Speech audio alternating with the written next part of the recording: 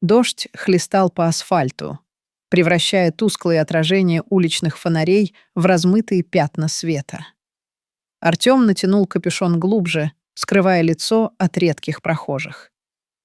Рядом с ним Макс нетерпеливо переминался с ноги на ногу, а Дима поглядывал по сторонам, убеждаясь, что улица пуста. Видел, как она шатается. «Лёгкая добыча», — шепнул Макс, кивая на женщину, которая медленно брела впереди них.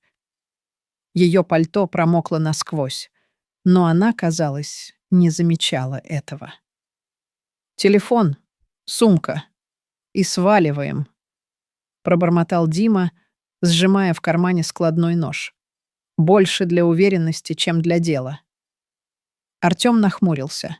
«А если она начнёт орать?» Макс усмехнулся, обнажив щербатые зубы. «Да она даже не заметит. Смотри, как зомби идёт». Они ускорили шаг, словно тени, сливаясь с темнотой улицы, и окружили женщину. Она остановилась, не поднимая глаз. Капли дождя стекали по ее лицу, смешиваясь со слезами или заменяя их. Артём не мог понять. «Берите. Мне все равно», — устало произнесла она и бросила сумку на мокрый асфальт. Артём поймал ее взгляд. Пустой, безжизненный, но с искрой боли. Такой знакомый ему. Его рука замерла над сумкой. «Ты чего тормозишь? Хватай!» — рявкнул Макс. Артём машинально подобрал сумку, но его взгляд все еще был прикован к женщине. Она отвернулась и пошла дальше, словно ничего не произошло, словно у нее только что не отняли последнее. «Анна Сергеевна», — прочитал Дима, разглядывая паспорт. «38 лет. Кстати, живет недалеко отсюда.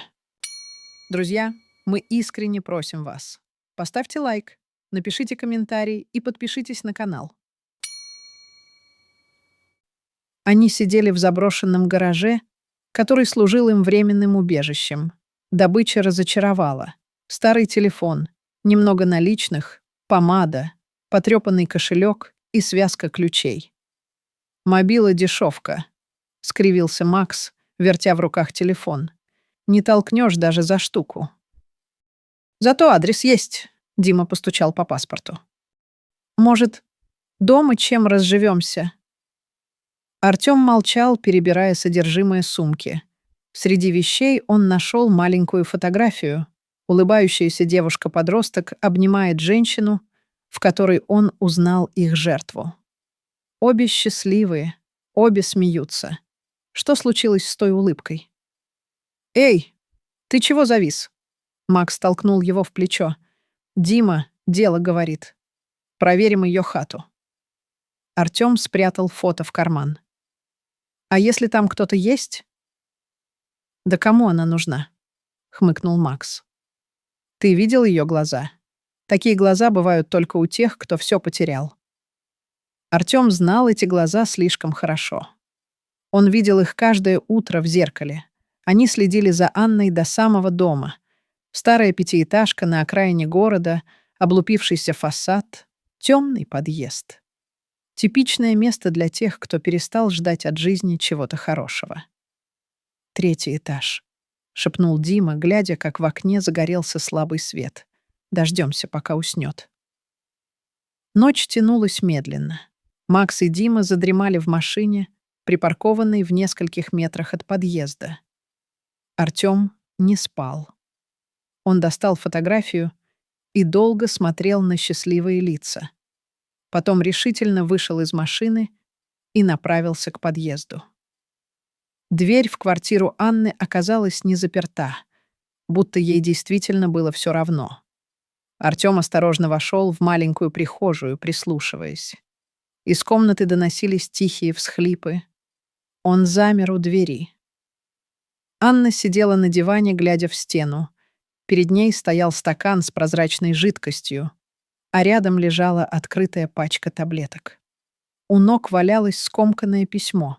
Сердце Артёма пропустило удар. Он шагнул в комнату, не думая о последствиях.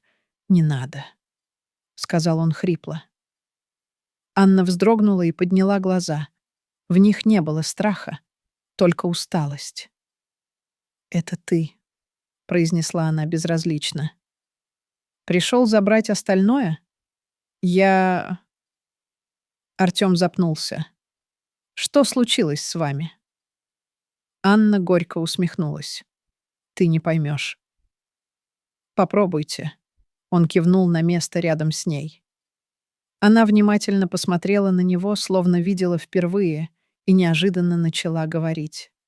О дочери, которая попала в дурную компанию и сбежала из дома. О муже, который не выдержал и ушел. О работе, которую она потеряла из-за депрессии. О том, как мир рухнул в одночасье. Сегодня пришло письмо. Она кивнула на скомканный лист. Дочь в больнице. Передозировка. Я даже не знаю, в какой город ехать. Только название больницы. Артём молчал. Он думал о своем младшем брате, которого не смог уберечь от улицы, о матери, умершей от горя, о маленькой квартире, где когда-то было тепло и уютно. «У меня был брат», — неожиданно для себя начал он. «Мы остались вдвоем, когда мне было 16. Я пытался...» Голос его дрогнул. «Пытался сохранить нашу семью. Не вышло». Анна смотрела на него уже другими глазами. Что с ним случилось? Улица забрала. Сначала казалось, что мы выкарабкаемся, а потом... Артём встал и подошел к окну. Теперь я тоже забираю у людей. Замкнутый круг. В комнате повисла тишина. Наконец Анна тихо спросила: «Зачем ты вернулся?» Артём обернулся. «Не знаю. Может быть, ваши глаза напомнили мне... меня». Он достал из кармана телефон Анны и положил на стол. «Вам нужно ехать к дочери. Помогите ей». Пока не стало слишком поздно. Анна протянула руку к телефону, но остановилась. «У меня нет денег на билет. Вы же все забрали». Артём молча достал из кармана смятые купюры. Все, что у него было. Это были деньги на новые кроссовки, о которых он мечтал месяц. «Езжайте. Сейчас же». Макс не простил предательства. Когда Артём вернулся к машине и рассказал, что сделал, кулак Макса впечатался в его лицо с такой силой, что из носа хлынула кровь. «Ты совсем крышей поехал?» — орал Макс, занося ногу для удара. «Ты нас всех сдать решил». Дима оттащил разъяренного главаря. «Остынь, он же не ментам позвонил». «Плевать, он слил нашу работу». Артём сплюнул кровь. «Там девчонка умирает, ее дочь». «А мне-то что?» — процедил сквозь зубы Макс. «Это не наши проблемы. Когда-то я думал так же». Артём поднялся на ноги и потерял брата. Он развернулся и пошел прочь. За спиной Макс кричал что-то о мести и расплате, но Артём не слушал. В первый раз за долгое время он чувствовал что-то похожее на облегчение. 6 месяцев спустя Артём сидел на скамейке у детской площадки. Он только что закончил смену на стройке. Работа была тяжелой, но честной. Синяки от побоев Макса давно сошли, но шрам на душе все еще болел. «Это ты?» — голос был знакомым. Артём поднял глаза. Перед ним стояла Анна, но это была уже другая женщина. В ее глазах снова теплилась жизнь. «Как вы меня нашли?» — только и смог спросить он. «Случайно увидела на улице. Я искала тебя, чтобы сказать спасибо. Как ваша дочь?» «Лиза жива. Она в реабилитационном центре. Это долгий путь. Но мы справимся». Анна присела рядом. «А что с тобой случилось?» Артём пожал плечами. Решил попробовать жить по-другому. «И как?» «Сложно, но, кажется, стоит того». Анна улыбнулась и протянула ему небольшой конверт. «Это деньги, которые ты мне дал. Я хочу вернуть». Оставьте себе. Нет. Она покачала головой. Я нашла работу. А тебе они нужнее. И еще... Она замялась. Центру, где лечится Лиза, требуется охранник. Ничего сложного, но стабильно. Если хочешь, я могу поговорить с директором. Артём долго молчал, глядя на играющих детей.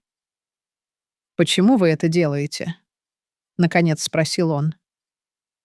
«После того, что я сделал, ты дал мне шанс все исправить», — просто ответила Анна. «Теперь я даю его тебе». Над городом собирались тучи, но Артём впервые за много лет не боялся дождя.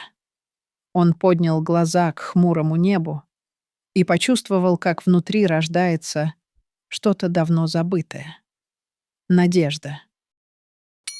Друзья, мы искренне просим вас. Поставьте лайк, напишите комментарий и подпишитесь на канал.